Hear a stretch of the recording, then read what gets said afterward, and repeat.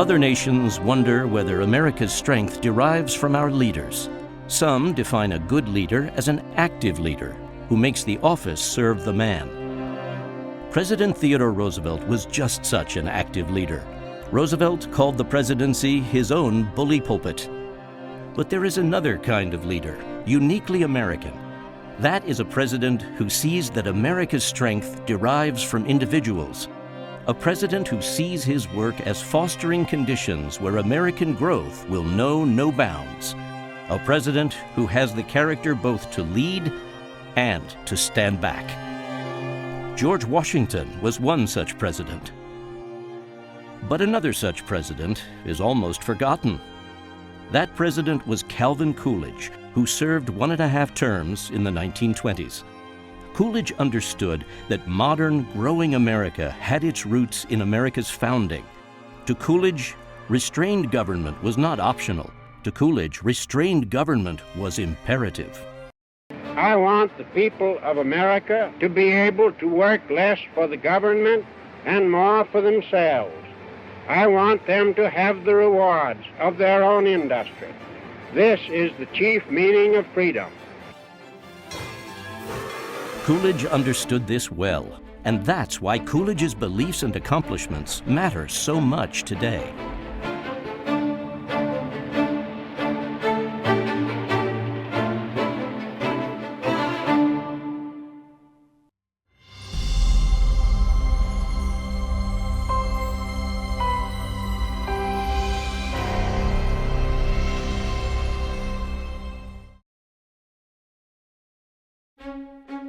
Just what is the American presidency? For many Americans, the presidency is about power. A president is an active leader, a leader larger than life. But there have been other kinds of presidents in our past. Leaders who saw themselves as servants, or at most, presiders. The nature of our greatest office was also on the mind of a president who happened to be in the Black Hills of South Dakota during the summer of 1927, Calvin Coolidge. This president was confronting a momentous decision of his own, whether to run for a second elected term in 1928. Coolidge was enormously popular. So popular that the sculptor of Mount Rushmore, Gutzon Borglum, even suggested that Coolidge's own profile join those of Washington, Jefferson, Lincoln, and Theodore Roosevelt. Many took it for granted that Coolidge would run again. Through July, while casting for trout or working at the summer White House, the president mulled the question. Then, on August 2nd, Coolidge shocked the nation. After the president's usual press conference, each reporter was handed a slip of paper on which appeared just one sentence: "I do not choose to run for president in 1928. Reporters could not believe it. It did not seem possible that a popular incumbent would relinquish power in this way. Days later, the sculptor invited Coolidge to dedicate the project at Rushmore. The reporters trailed the president as he rode up the mountainside. But at Mount Rushmore, Coolidge again disappointed. The president chose not to speak of his own plans. Instead, Coolidge praised each of the past presidents memorialized at Rushmore.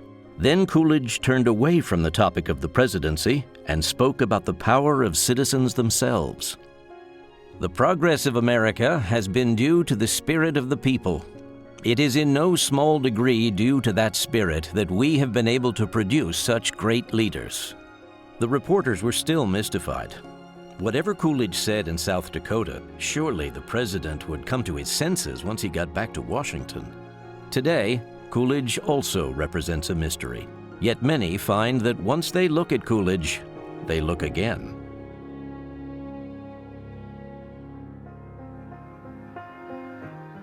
Well, I had the conventional opinion about Coolidge, and then I discovered a totally different Calvin Coolidge from the one that I'd kind of grown up with.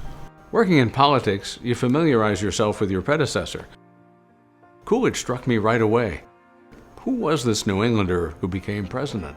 We think of him as a kind of almost in amber, but there's a vividness to his vision. It's a very American vision of possibility.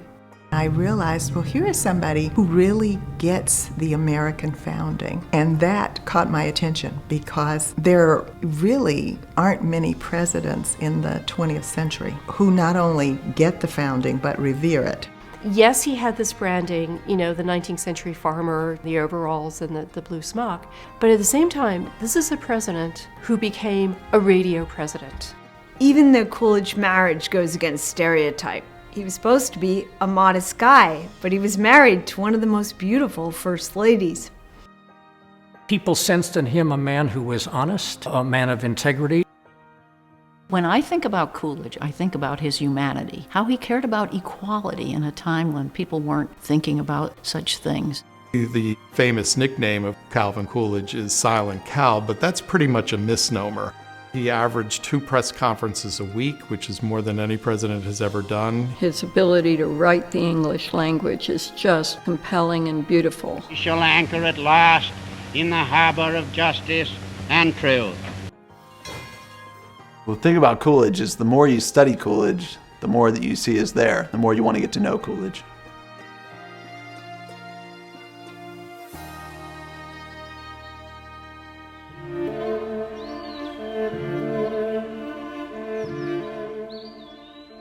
Calvin Coolidge was born in Plymouth Notch, Vermont on July 4th, 1872. Vermont's a remote rural state, and Plymouth Notch was especially isolated back then. No railroad went there, and the only dirt road that led up to the Notch was muddy a good part of the year. Calvin's father was, at the beginning, a storekeeper here in the village, and then he gradually became more and more influential in town. He was a selectman, justice of the peace, notary public. He was one of the 5 farmers who went in to start the cheese factory in 1890. My father had the strong New England trait of great repugnance at seeing anything wasted. He went to Boston in the spring and fall to buy goods. He took the midnight train from Ludlow when they did not have sleeping cars, which saved him his hotel bill. Calvin Coolidge. Calvin saw what his father did, saw how he acted, saw how he treated people, saw how he traded with others, and it was a very big influence on him and how he operated later on. Always very responsible, good work ethic, and fair to people. Directly across the street from the Coolidge homestead is the Union Christian Church, a church where the Coolidge family has been involved with since its construction in the early 1840s. In the winter, because Vermont winters are cold, church was held in the formal front parlor of the Coolidge homestead. When he wasn't working on the farm or at church with his family, he would accompany his dad to town meetings in the hall above the store, right across the street. That was his first opportunity to see government in action at the local level and hear the debates about local issues. They drew no class distinctions except towards those who assumed superior airs. Those they held in contempt. They held strongly to the doctrine of equality.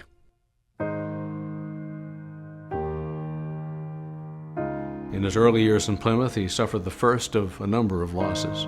Calvin was very close to his mother. Unfortunately, she was suffering from what was then called consumption, tuberculosis. She died at the age of 39. He was only 12 at the time. Calvin had a younger sister, Abigail. They knew her as Abby. She was very outgoing, and they had a very close rapport. Unfortunately, she died at the age of 15 of appendicitis, we believe. The death of his mother and the death of his sister were difficult for him to bear. In this period, you can see the boy in Coolidge learning something, how to push past loss. School was a part of that. Going away to school was my first great adventure in life. It was so deep and remains so vivid that whenever I have started on a new enterprise, a like feeling always returns to me. Plymouth Notch had no public high school. Calvin Coolidge went to Black River Academy in the neighboring town of Ludlow, where he stayed and boarded. For some reason, I was attracted to civil government and took that. This was my first introduction to the Constitution of the United States. Although I was but 13 years old, the subject interested me exceedingly. Coolidge says that he read the Declaration in his early teens, and even then He had a sense of its importance, and it stayed with him. That was a time when most people didn't go to college, and that was certainly true of the Coolidge family. But Calvin's father and grandmother saw something special in him. They thought he probably ought to go to college.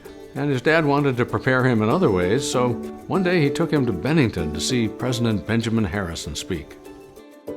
As I looked on him and realized that he personally represented the glory and dignity of the United States, I wondered how it felt to bear so much responsibility, and little thought I should ever know. Calvin Coolidge did go to college, but he almost didn't make it once he got there. In fact, you could say no freshman in the history of Amherst College ever seemed less likely to make it than John Calvin Coolidge of Plymouth, Vermont. It's kind of a hayseed compared to those fancy boys from New York. Coolidge was at Amherst in the 1890s when it was a men's college only. There was an emphasis on oratory, and Coolidge, despite his introvertedness and shyness really, kind of blossomed. He didn't look like a very dashing individual, but he had some depth. I think there were important aspects to his education there, that it furthered his study of classical thinkers, and that provided bedrock principles for his understanding of the American founding documents. It always seemed to me that all our other studies were preparation for a course in philosophy. The head of this department was Charles Garman, one of the most remarkable men with whom I ever came in contact. It was here we learned the nature of habits and the great advantage of making them our ally instead of our enemies. Above all, we were taught to follow the truth, whithersoever it might lead. We were warned this would be very difficult. Well, until Garman, it was tradition that students just sat there and took in what the lecturer said. By contrast, Garman asked the students what they thought, and that absolutely captivated and fascinated Coolidge, a real two-way dialogue. One of the big anxieties for young people is wondering if they have the right plan. Are they launching in the right part? Will this lead to success? One of the things that Garman said that really impressed Coolidge was that life is like a river. It doesn't matter so much where you get in the river. The important thing is that you do get in. If you can stay in the center of the river, not get washed aside by the cross currents, then after time, with much persistence, you'll get somewhere.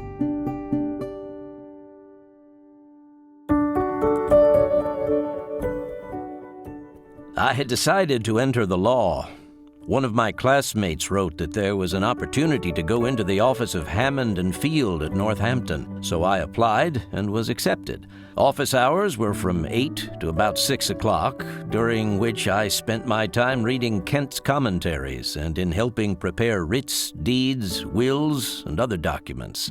The junior partner was Henry P. Field, who I found was an alderman. That appeared to me at the time to be close to the almighty. Young Calvin wanted to show his father that he could pass the bar. Coolidge did pass the bar. In fact, he passed it a year early. He soon developed a reputation as a lawyer who could get things done. Local businesses, especially those begun by immigrants, started to retain Coolidge's services. A German brewery here, a new bank there. Pretty soon he was enjoying some real success in his law practice. A new block called the Masonic Building was under construction on Lower Main Street, and when it was ready for occupancy, I opened an office there. My earnings had been such that I was able to make some small savings. My prospects appeared to be good. I had many friends and few enemies. While these relations were most agreeable and entertaining, I suppose I began to want a home of my own. He meets Grace Goodhue, who is a teacher at the Clark School for the Deaf.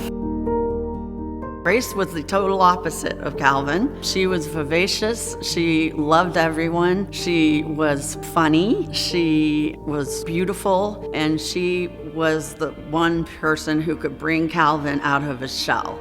Tragedy marked Coolidge's life, but so did luck and love. Grace was his greatest piece of luck. Calvin and Grace Coolidge marry in 1905, and they welcome sons John in 1906 and Calvin in 1908. He also found time to get involved in politics. He got his start at the local level, so his career was off and running.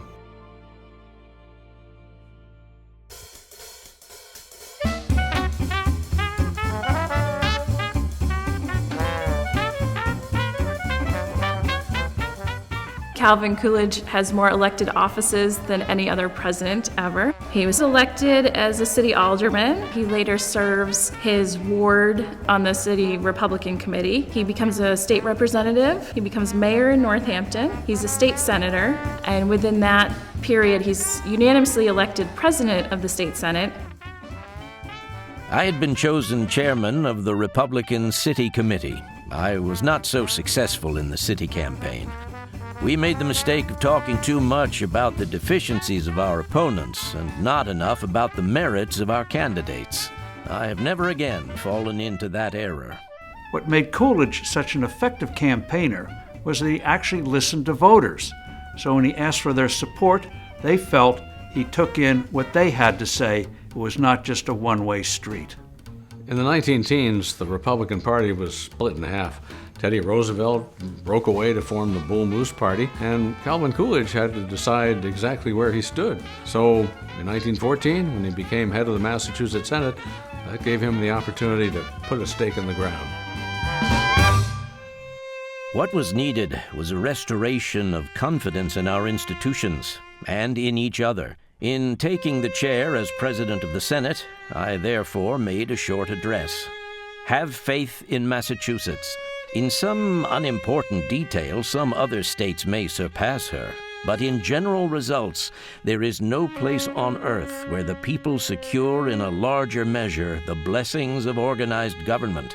Do the day's work, if it be to protect the rights of the weak. Whoever objects, do it. If it be to help a powerful corporation better serve the people, whatever the opposition, do that. Well, the speech really resonated. It became known as Have Faith in Massachusetts. In those days, Coolidge voted for some progressive laws and voted for some conservative ones. For example, he supported antitrust action against theaters and also a pay raise for teachers. But he decided that there were just too many new laws. In fact, he wrote to his father and said, it's better to kill a bad law than pass a good one. He also thought there was too much talk. So at one point, he decided to make a point about brevity, and he confined one address to 42 words. Be brief, he said. Above all, be brief.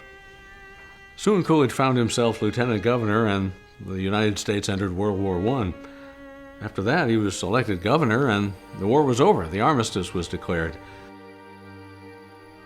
While war was done, its problems were to confront the state and nation for many years. New problems constantly arose, and it was possible only to feel my way day to day.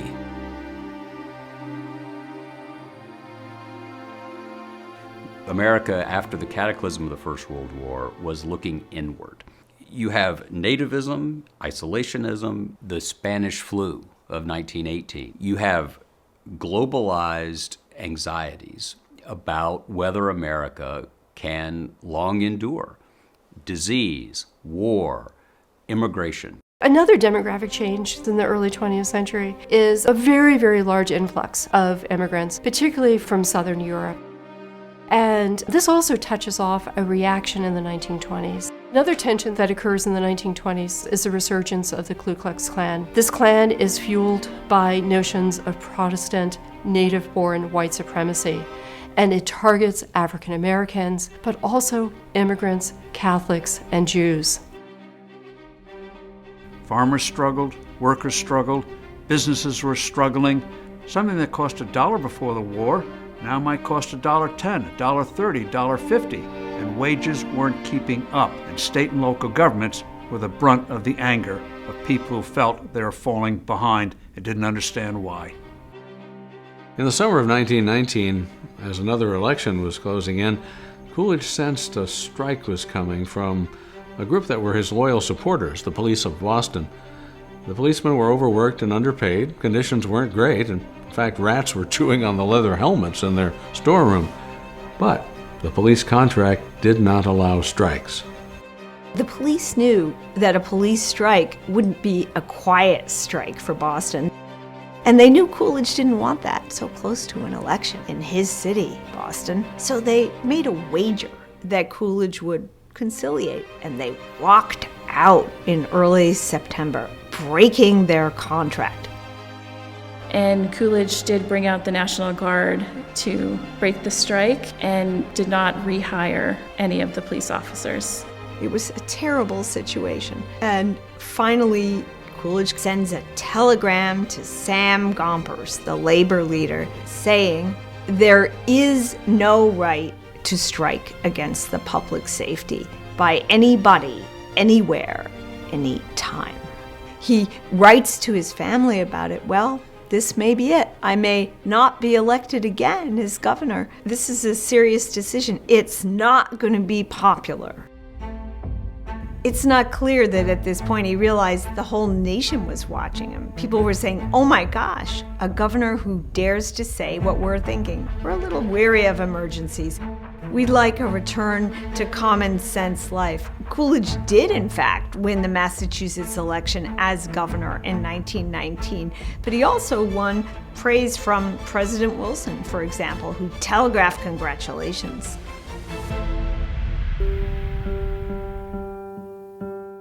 No doubt it was the police strike of Boston that brought me into national prominence. The country had little interest in mere destructive criticism. It wanted the progress that alone comes from constructive policies. At their 1920 convention, Republicans picked Senator Warren Harding of Ohio as their candidate, and Calvin Coolidge of Massachusetts as his running mate. In the 1920 election, Republicans came across as the anti-crisis party. So Calvin Coolidge was seen as standing stalwartly for law and order, for what was best in America. Their motto was a return to normalcy, and that hit a chord with the American people. Normalcy meant an environment where a citizen or a business, say, could create a job for a veteran. When life got better, the divisions and anger would melt. The individual planks of the Harding-Coolidge platform were absolutely key, as what they stood for, what the party stood for. Key to these promises were paying down the federal debt so America wouldn't lose its position as the new economic world leader, reduce taxes to help individuals and businesses, to get rid of the assets the government had accumulated during the war, like oil reserves. Why not sell them back to the private sector, where they belonged? Creating a budget bureau to end the anarchy in the budget process, so you could get control of spending on the federal level. In this election, voters weren't just voting for candidates, Warren Harding and Calvin Coolidge. They were voting for normalcy, getting America back on track again. A normalcy won in a landslide. Harding told friends he wanted an outstanding cabinet, and he did appoint many outstanding members. The most prominent was Andrew Mellon. He was the greatest industrialist of his time. He ran railroads. He ran oil companies. Harding wanted him in the cabinet, and he made him Treasury Secretary. There was no official residence for the vice president in those days, so the Coolidges moved into the Willard Hotel in downtown Washington. The city didn't know what to make of this quiet vice president. There is a story. As Vice President Coolidge, he'd go to dinner parties as part of his obligations, and he was once seated next to a woman who told him she had a bet with someone that she could get him to say more than 2 words during the dinner, and his response was, "You lose."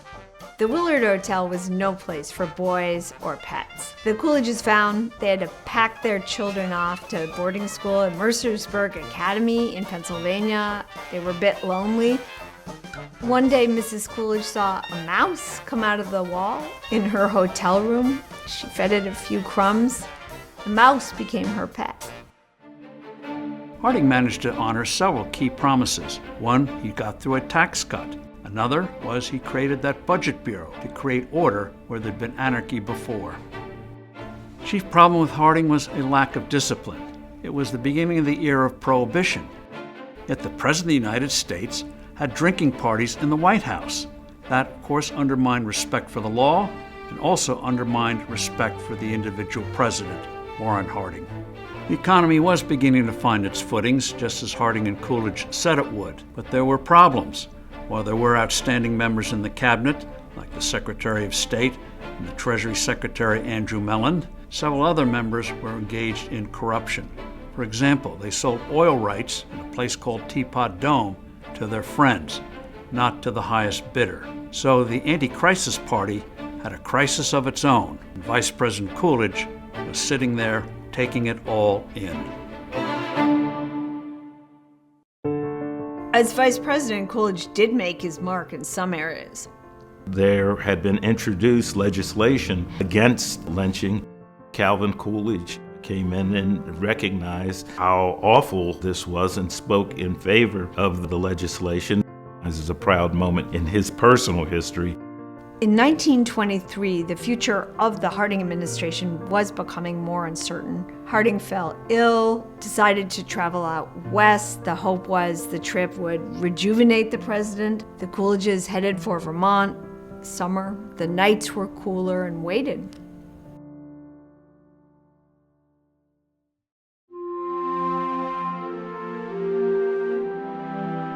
On the night of August 2nd, 1923, I was awakened by my father coming up the stairs, calling my name. I noticed that his voice trembled. He told me that President Harding had passed away. I examined the Constitution to determine what might be necessary for qualifying by taking the oath of office. Having found the form in the Constitution, I set it up on the typewriter, and the oath of office was administered by my father in his capacity as notary public. I do not know any other case in history where a father has administered to his son the qualifying oath of office, which made him the chief magistrate of the nation. It seemed a simple and natural thing to do at the time. Vice President and Grace said a little prayer. They came downstairs to the parlor. And so the deed was done at 2:47 in the morning on August 3rd, 1923. Coolidge told reporters that he would complete to perfection what Harding had promised in the 1920 platform, but he also made it clear he'd be a different kind of president than Warren Harding. It was clear his presidency was going to be without drama, without scandal, and also would not overreach. The way his predecessors, he felt, had exceeded what he viewed as the appropriate boundaries of federal executive power.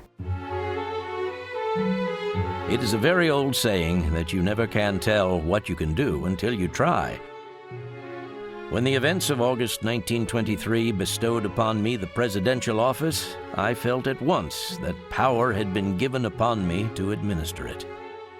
That fall, the new president was confident the wager would remain the same: to improve voters' lives, to make things better for all people. There'd be more spending cuts. There'd be key, more new tax cuts. But there were challenges: veterans, farmers, immigration controversy. What kind of tax cuts? But could he manage that? And voters weren't so sure. After all, it was only a year and a half to the next election, and some people saw Coolidge as a lame duck, a seat warmer. When Coolidge turned to business, the first challenge was the budget. Harding had cut the budget, but Coolidge knew it needed to be cut even more. But with the economy strengthening, demands for spending were growing. Coolidge and his Budget Bureau Director, Herbert Mayhew Lord, met once a week, punctually, at 9:30 a.m. Their task: find more cuts.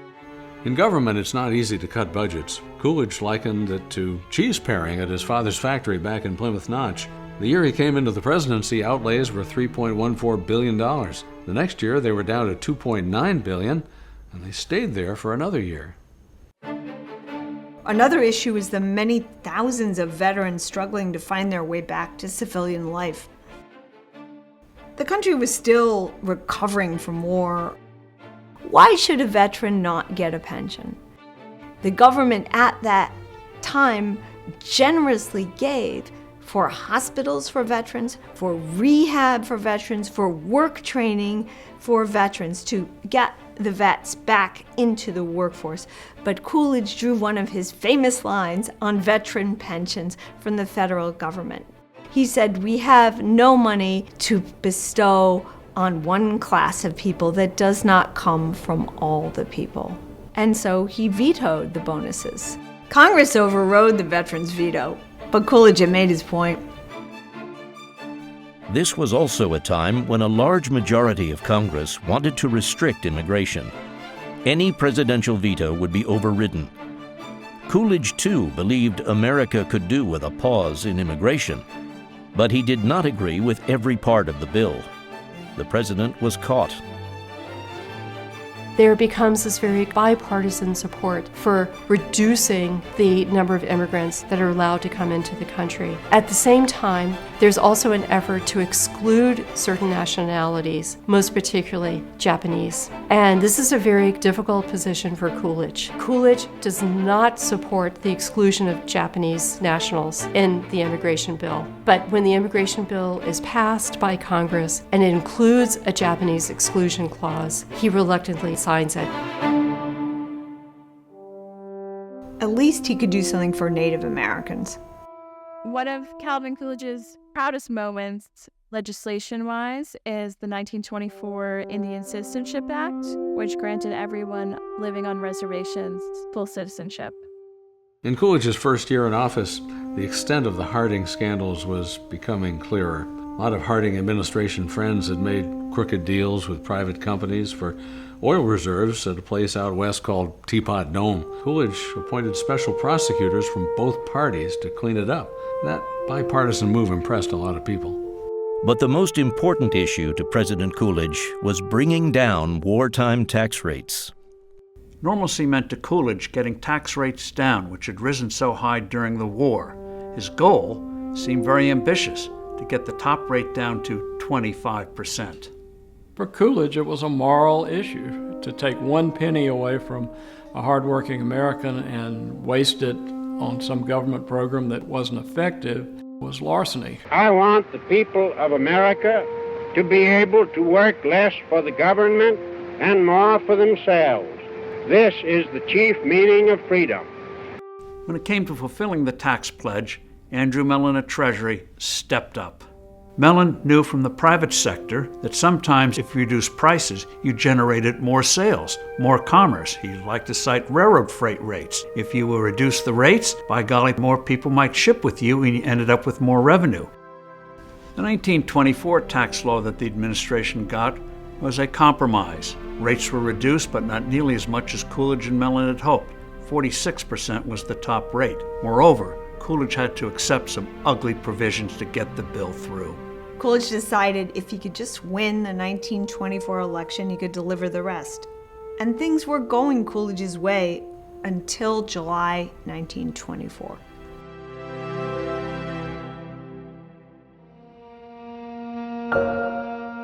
His son, Calvin Jr., played tennis on the White House tennis court. And then tragedy strikes, playing tennis, and develops a blister on his toe. And it becomes infected and develops into blood poisoning and sepsis, and he dies.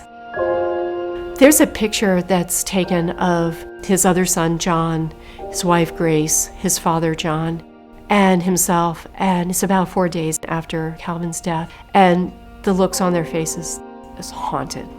Like many families, the Coolidges had a spot where they marked their children's height and tracked it over time. In 1924, they measured John and marked a line. They added a second line where they guessed Calvin Jr.'s height would have been, but then added a note, if he had lived. After Calvin Jr. died, Coolidge sensed more loss was to come. His father, John, was ailing, and in fact, his father would pass away less than 2 years later. For my personal contact with him during his last months, I had to resort to the poor substitute of the telephone. When I reached home, he was gone. It costs a great deal to be president.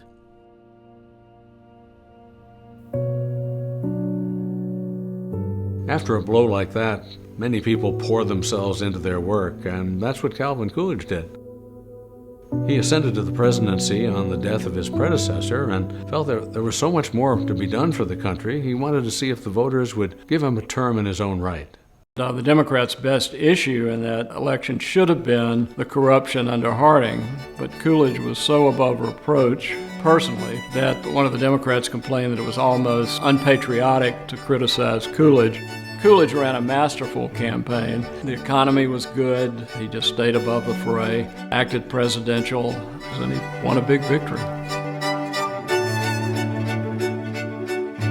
Coolidge's party gained seats in both the House and the Senate, and that really steeled his determination to deliver on normalcy. One of the things he did at the inauguration was he promised to return $60,000 that had been given to the event back to their donors. simplicity and budget cuts and tax cuts. That's what he was offering and wanted to deliver. While anything that relates to the functions of government is of enormous interest to me, its economic relations have always had a peculiar fascination for me. What Coolidge meant by a constructive economy was cutting the budget bit by bit, which added up over time. The same went for taxes. He paired the two, budget cuts and tax cuts, and he delivered on both. Not only at the beginning of his presidency, but 2 years, 3 years, 4 years in, the budget was cut. What do? They go back at the tax fight again, even though it was a bruising one. This time, Coolidge and Mellon had more success. They did get that top rate down to their target of 25%, but they also cut other taxes. Coolidge's determination was evident even in the names of White House pets. A mayor had given the president 2 twin lion cubs. What did he name them? With a little bit of humor, Budget Bureau and Tax Reduction. Opponents warned that the tax cut rates would mean that the rich would pay less taxes. Actually, the opposite proved true. The rich ended up paying more.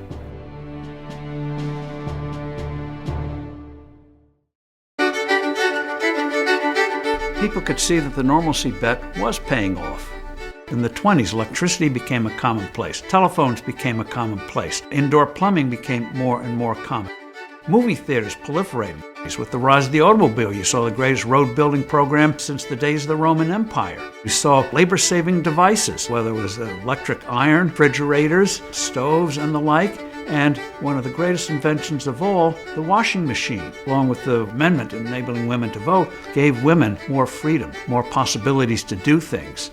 It really epitomizes the 1920s decade and Coolidge. That yes, in one regard was backward-looking to what it had been, on the other hand was forward-looking in terms of a more modern type of America. Particularly in terms of, for example, celebrating Charles Lindbergh with his solo flight across the Atlantic, where he brings Lindbergh afterwards to the White House. I hereby present, in the name of the Congress, a Medal of Honor to Colonel Charles A. Lindbergh. I think he saw things like that as an inspiration, that even in a modest way we could improve our lives if we could do something as astounding at that time as fly at high speeds across the world. On a national tour, one of the places Lindbergh flew over was Plymouth Notch. Lindbergh dropped down a paper message for the village, "To the city of Plymouth." Well, that was gratifying. Little, lonely, remote Plymouth was finally connected to the world.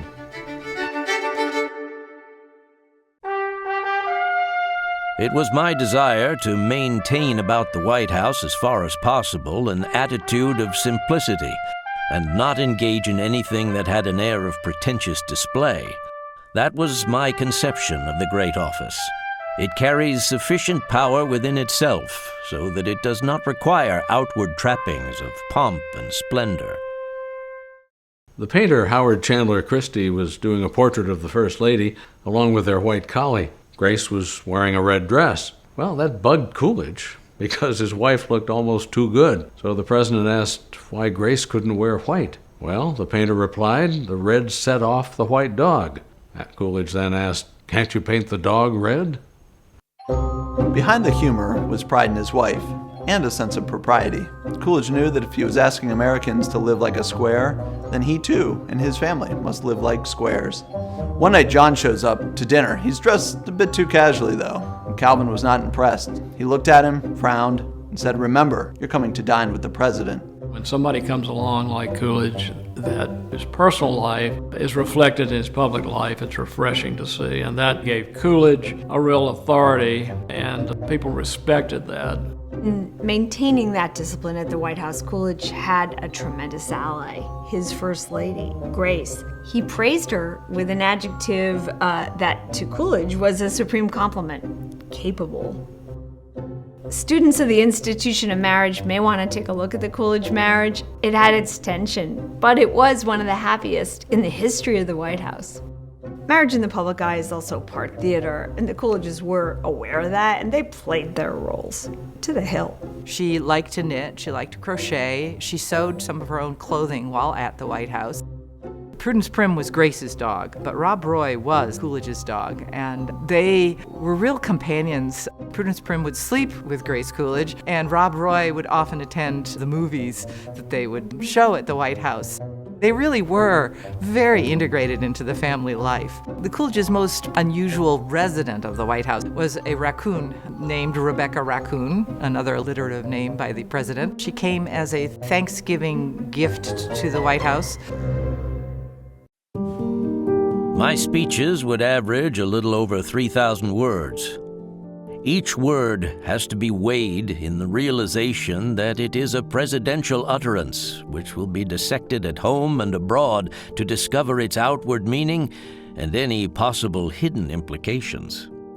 As president, Coolidge actually spent more and more time writing speeches, and they were magnificent. Coolidge was no William Jennings Bryan. His voice couldn't fill a great hall. The new medium of radio was a gift to him. It was said that Coolidge's twang cut through the air like wire. He gave dozens of addresses on the radio. The only reason we don't know about them is because most weren't recorded. All politicians wonder, will anyone understand what I'm doing? By 1927, Coolidge had balanced 4 budgets. He had reduced federal debt by 1/3. He wanted to explain why he did what he did, that he wasn't just being Scrooge. He wanted to make a better life for the American people. He said, I'm for economy, not because I want to save money, but because I want to save people. When the government effects a new economy, it grants everybody a life pension with which to raise the standard of existence. Coolidge wanted to break the caricature of business, and he said the chief business of the American people is business. But he also pointed out that the chief ideal of the American people is idealism.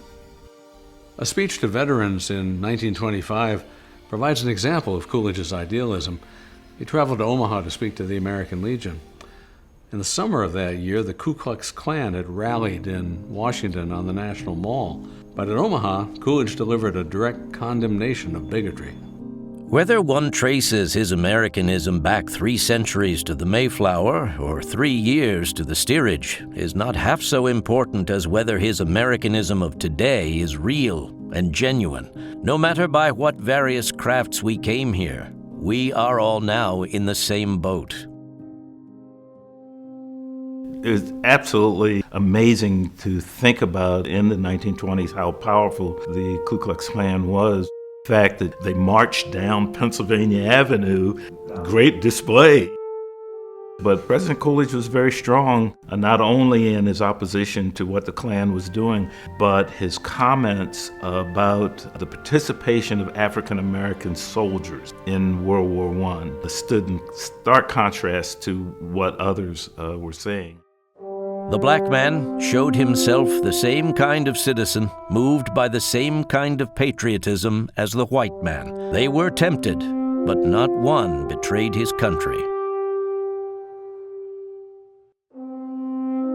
One of the things that Coolidge did, which sent a very powerful message in terms of his position on civil rights, is that he had a very powerful speech that he delivered at Howard University. He was highly criticized by some in his party for coming to Howard, and the content of what he said was also way ahead of his time. He felt very strongly that there should be investment in the African American community. President Coolidge persuaded Congress to appropriate money for the investment in the Howard University Medical School. That had a huge impact not only on the quality of health care in the African American community, but the development of a strong middle class.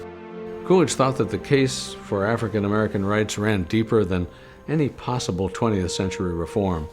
Even if we hadn't lived up to our ideals in the past, Coolidge believed that African Americans should always be entitled to the rights of every citizen. About the Declaration, there is a finality that is exceedingly restful. If all men are created equal, that is final. If they are endowed with inalienable rights, that is final. I actually came across his 1926 speech on the Declaration of Independence. When I read that speech, I realized, well, here is somebody who really gets the American founding. There really aren't many presidents in the 20th century who not only get the founding but revere it. I think what strikes people is the fact that he makes a point of saying this was a great spiritual event. There's a portion of that speech where he says, if all men are created equal, that's final. If they're endowed by their Creator with these unalienable rights, that is final. In government, just when things are going well, something happens to test you. In Coolidge's case, it was the flood in the Mississippi Valley in the spring of 1927. That was the greatest natural disaster, one might still say that, in American history. The region was underwater. Hundreds of thousands of people had lost their homes. Aerial photography was new at the time, and it brought home the tragedy in pictures. There was enormous pressure on the president to go to the scene himself, but instead he sent Herbert Hoover, the Commerce Secretary. One senator, Thaddeus Caraway, suggested that Coolidge didn't care about the flood. Caraway cracked that if disaster struck Coolidge's own home region, New England, then Coolidge would jump in. Then, that very fall, a flood did strike Coolidge's own region, Vermont, New England. That Vermont flood of 1927 felt like retribution of biblical proportion. Coolidge studied the maps, the aerial photographs and footage, the washed out bridges, but he did not go. I can certainly appreciate President Coolidge's reluctance to send money to the states at a time of crisis, the 1927 flood, for instance. But his overall thought was that the federal government can't do for everyone, and that we had to take care of ourselves. We had to learn how to be self-sufficient. Some Vermonters were furious. He was from Vermont. They were in a great time of need. Where was he? But one person put it differently, recognizing Coolidge was president of the entire country, not just of Vermont. He couldn't do for his own what he didn't do for others.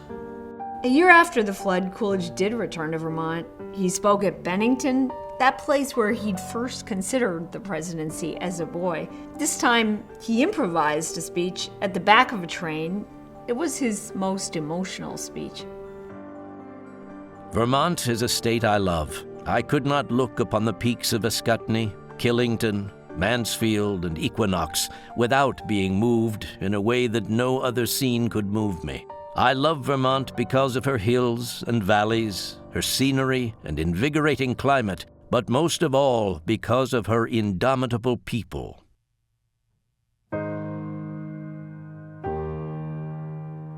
It is difficult for men in high office to avoid the malady of self-delusion.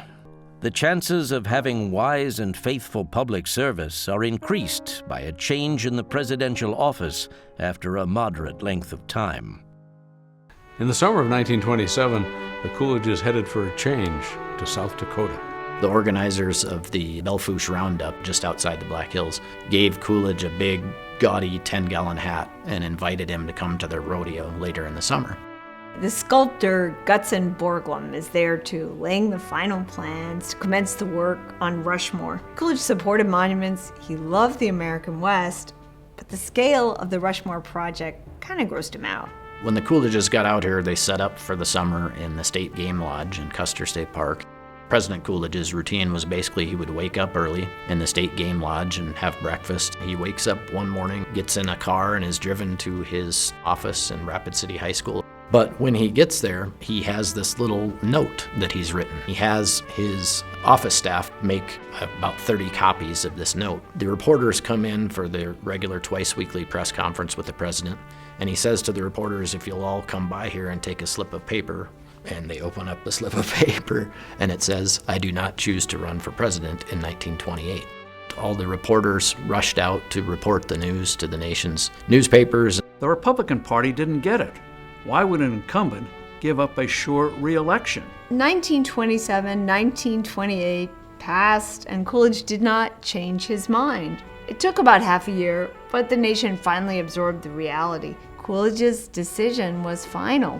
In a republic, the public is supposed to be more important than the individual. And his retiring, I think, speaks well of someone who had ultimate power. Incredibly difficult to give up power once you have it. Remember, when George Washington resigned his commission, George III said he could be a king, and if he gives up, he'll be the greatest man in the world.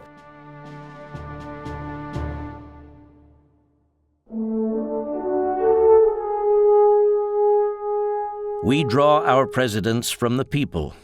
It is a wholesome thing for them to return to the people. Retirement came, but Coolidge didn't want to accept federal money to support any display of his legacy. He didn't even want private money. There was a telling incident. Coolidge's friends raised money for a Coolidge project post-presidency.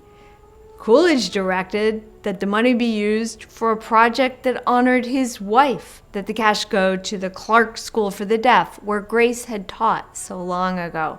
He wanted to honor his wife. It's a great consolation to Mrs. Coolidge and me in this day that we're saying goodbye to Washington to know that the Clark School for the Deaf has been successful in raising its endowment fund of over $2 million. Coolidge wrote his autobiography just as he was leaving office, and in retirement turned to yet more writing, a daily newspaper column. He was having trouble with his lungs, but the public didn't know that. One morning in January 1933, Grace returned home from some errands. She didn't find him downstairs, so she went upstairs, and there he was, on the floor. He was already gone. He was only 60. The burial could only be in one place, back in Plymouth Notch. The president's grave is no taller than those of the adults around him. The only distinguishing mark on it is the presidential seal.